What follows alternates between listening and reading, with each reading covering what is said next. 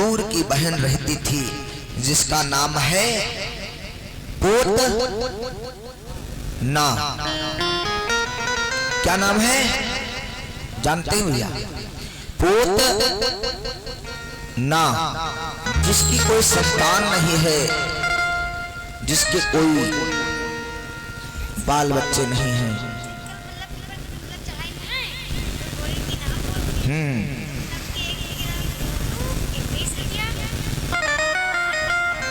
भैया कल के न्यौछावर में मोनू भैया के कर कमलों द्वारा 21 रुपए का दान, और मोनू और मोहन भैया जी के कर कमलों द्वारा 51 मुद्रे का दान हुआ था, न्यौछावर हुआ था। कोट कोट आशीर्वाद है, मंगलमयी कामना है। महाराज अब उसकी कोई संतान नहीं है,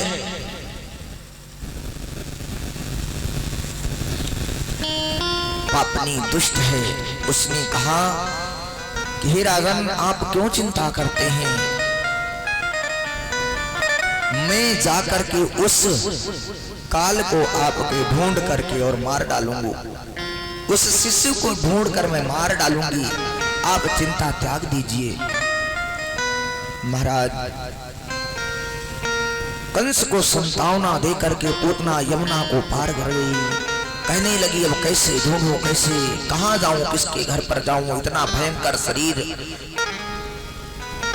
तो कहा कि योग माया के द्वारा अपने स्वरूप को परिवर्तित कर लूं।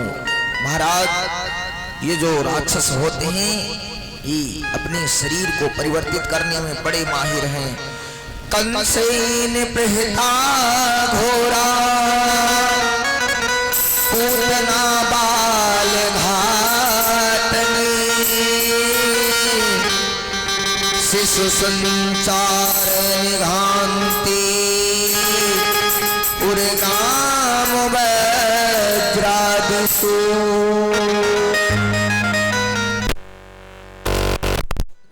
उसके अंदर दया नहीं है।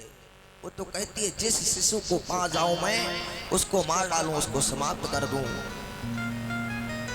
महाराज भेष बदल लिया, गोकुल में भ्रमण करने लगी, देखने लगी कि अभी किसके घर जल्दी में शिशु जन्मा है, बालक जन्मा है, कौन किसके घर में बधैया हो रही, मंगलचार हो रही हैं।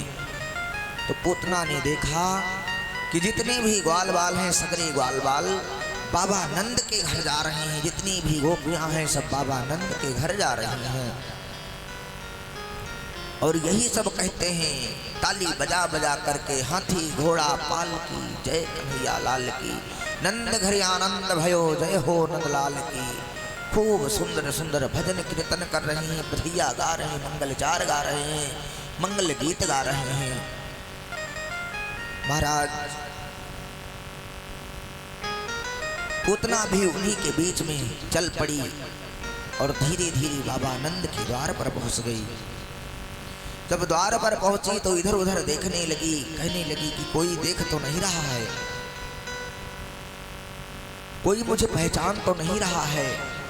ग्वाल बाल थे, गोपियां थी, वो सब तो अंदर चली गई, लेकिन ये पूतना बाहर खड़ी होकर के ताका झांकी करने लगी। महाराज जब कोई दुष्ट पापी चोर घर में प्रवेश करता है तो बहुत ताका झांकी करता है, सोचने लगता है कहीं मैं पकड़ा ना जाऊं, मारा ना जाऊं, बहुत जुगाड़ लगा करके तब वो अंदर प्रवेश करता है। ये पूतना द्वार पर खड़ी हो करके ये भी इधर उधर देख रही थी, सोच रही थी कि कैसे जाऊं, कैसे प्रवेश करूं। तब तक महारानी यशोदा किसी काम से बाहर आई। उन्होंने देखा कि ये पूतना द्वार पर खड़ी है। पूछने लगी, अरे देवी, अरे गोपी, तुम द्वार पर बाहर क्यों खड़ी हो, कौन हो, कहां से आई हो? एक बार तो घबराई, लेकिन उसके बाद में बोल पड़ी, कहने लगी, अरे बहन, तुमने मुझे नहीं पहचाना? अरे मैं तुम्हारी दूर की मौसी की, फूफू की नानी की बहन की ननद हूँ। इतना लंबा रिश्ता बता दिया कि पूतना चकरा गई बताते बताते, और यशोदा जी समझ नहीं पाई बातों को। महाराज यशोदा जी ने कहा, सोचा कि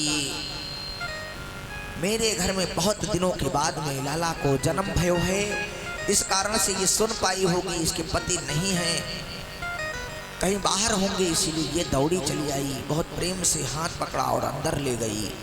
पूतना को बैठाया, जो भी जलपान था वो कराया। फिर महारानी यशोदा अपने कामों में व्यस्त हो गई, क्योंकि सब लोग आ रहे हैं, बधैया ला रहे हैं। अरे जब से जन्म ली है लल्ला हो, बुआ हल्ला मचावे। अरे मांगैले नाचैले, हाँ नाचैले सारा मोहल्ला हो, बुआ हल्ला मचावे।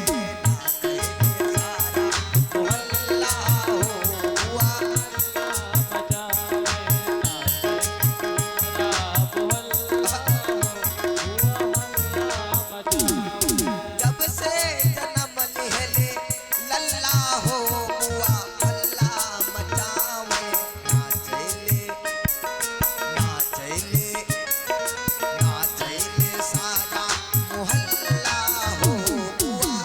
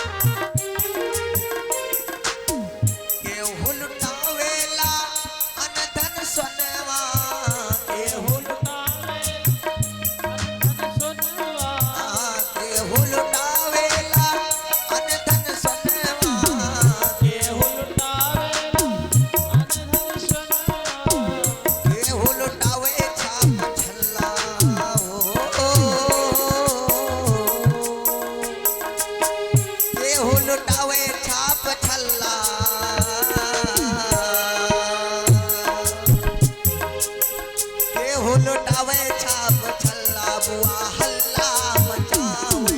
जब से जन्म लिहले लल्ला हो, बुआ